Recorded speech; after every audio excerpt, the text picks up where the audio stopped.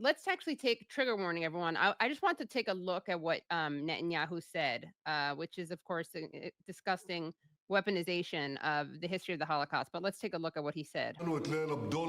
Yesterday, we marked the Kristallnacht that happened 86 years ago on European soil. It was a brutal and violent attack against Jews, just because they were Jews. Unfortunately, in the last few days, we saw pictures that recall that night.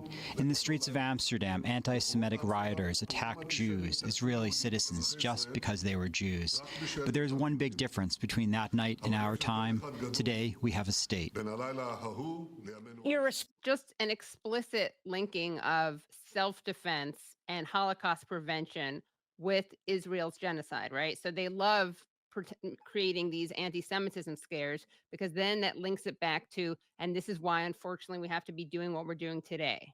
And of course, Netanyahu has a history of this. A few years ago, he actually stated in public that the Holocaust was not Hitler's idea. Oh, right, right. That he had to be persuaded to do it by the Palestinian leader at the time, Haj Amin al-Husseini. Hitler didn't want to exterminate the Jews at the time. He wanted to expel the Jews. And Haj Amin al-Husseini went to Hitler and said, if you expel them, they'll all come here. So what should I do with them? He asked. You said, burn them.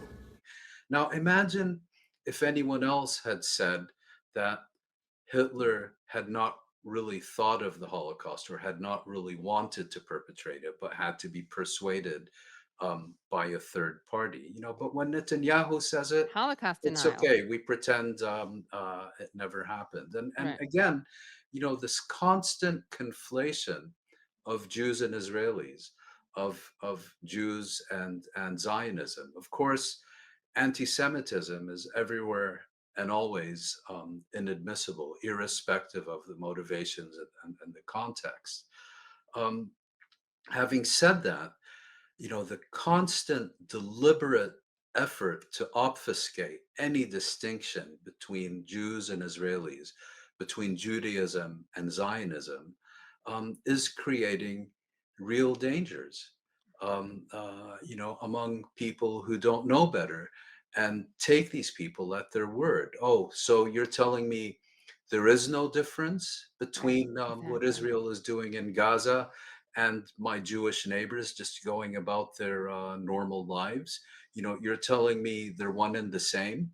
And this is, the irony is that Israel, which advertises itself as having been established as a safe haven for persecuted Jews in the context of the long history of European anti-Semitism culminating in the Holocaust, today, as many people have noted, presents the greatest threat to Jews. Not only is Israel in many ways today the unsafest place to be for Jews because of all the wars it has started, but it's also one that is increasingly creating dangers for Jews abroad. And I'm gonna play something. I don't usually like show my own tweets, but I do want to show just this one thing that I tweeted today because it relates to what you're saying.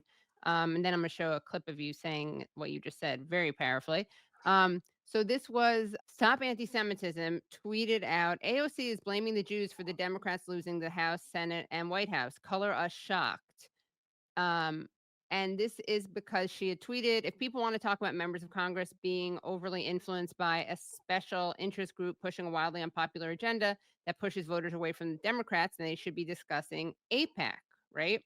Now, what the ironically titled Stop Anti-Semitism Twitter account does is conflates Jews with AIPAC, which of course is in itself anti-Semitic, and as you were saying, makes Jews less safe. And I wrote, you are the anti-Semites. You conflate being Jewish and being a Zionist. You push the anti-Semitic dual loyalty trope. You and Israel put us in danger by claiming the genocide their live streaming is in our name. It's not. Anti-Zionism is not. Anti-Semitic Zionism is. And you had a very powerful exchange with someone where you made a very related point. You were in debating someone named Joseph Cohen, who's the founder of the Israel advocacy movement, on Eli Hassel's YouTube show. And let's take a look at how you responded to his playing the anti-Semitism card. That is disgusting anti-Semitic racism at its finest. You know, you wave around this accusation of anti-Semitism like it's some kind of magic. Not wanting Jews in your land is anti-Semitic. You just wave your wand, any criticism will go away. You just have to say anti-Semitism this, anti-Semitism that. You've turned it into an entirely meaningless slogan, a meaningless slogan that people are beginning to take pride in because you have redefined it into criticism of illegal Israeli policies and practices. Anti-Semitism, my friend, is the hatred of Jews on the basis of their identity. Criticism of illegal Israeli policies and practices. Criticism of genocide. You want to trivialize anti-Semitism by applying the term to these kinds of things. You've cheapened it, you've trivialized it, you have made it an entirely meaningless and contemptible term, the main victims of which are going to be Jews who experience genuine anti-Semitism. I think he was accusing me of disgusting anti-Semitism for pointing out that illegal Israeli settlers and illegal Israeli settlements in the illegally occupied West Bank had no right to be there. I mean, I don't even know how these people can keep saying that, but you know, it's like, it's, as you pointed out, obviously, I mean, and we're going to talk about this more, that I always feel conflicted almost even talking about the anti-Semitism question, because they're using it, Israel is using it as such an obvious deflection from the crimes against humanity that they're committing against Palestinians. And we're going to return that to that theme. But it is worth noting that it's not, I mean, it's worth noting that this is not good for Jews. This is, what they're doing is good for a certain political project, and it puts other Jews at risk. Like, other Jews have to pay the price for Zionism. Yeah, I mean, it's, you know, you cry wolf once too often, you may well end up getting devoured by the real thing. Yeah.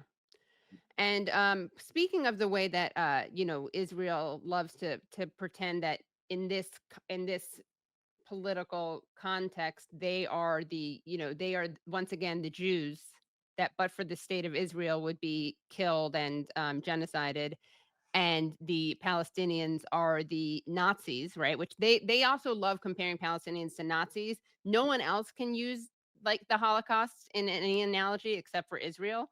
But I mean, this was, I just want to share an image that is so disturbing. This is of outside of a hospital. And you're going to see patients right here who are, I mean, tell me what this reminds you of. How does someone look at this? I mean, look at these are people who are like on, some of them are on crutches. One of them has like a drainage thing connected to them. How do people look at this humiliation and sadism and say, yeah, the Jews, the Israelis are the victims of anti-Semitism? How do they look at that and not say, wow, this is, the Palestinians are the people who we used to look at in under Nazism. Like, these are the Jews of it. Well, I mean, I think the context here, of course, is that Israel was established some 3 years after World War II, just you know, after the Holocaust, and particularly in its early years, trying to present its conflicts with its enemies, those it had dispossessed, its neighboring countries whose lands it occupied, and so on, trying to present that conflict as not something caused by what Israel was doing to the Palestinians and to the region, but rather as an extension of the horrors that were still so fresh in people's minds about what happened in Europe. Let's face it, it was extraordinarily effective. And in that context, even a whiff of an accusation of anti-Semitism immediately placed you outside any legitimate debate and discussion. Um, and you look at how Israel used to characterize its enemies and adversaries. Egypt, Jamal Abdel Nasser was Hitler on the Nile. Uh, Saddam Hussein was a new Hitler. Yasser Arafat was in Beirut during the invasion of 1982, was Hitler in his bunker. I mean, everyone is Hitler, and let's face it, it was extraordinarily effective, particularly in Europe, where the Holocaust took place, and where people would, make every reasonable and unreasonable effort not to be tainted with the accusation of anti-Semitism, because it was a career ender, if not more so.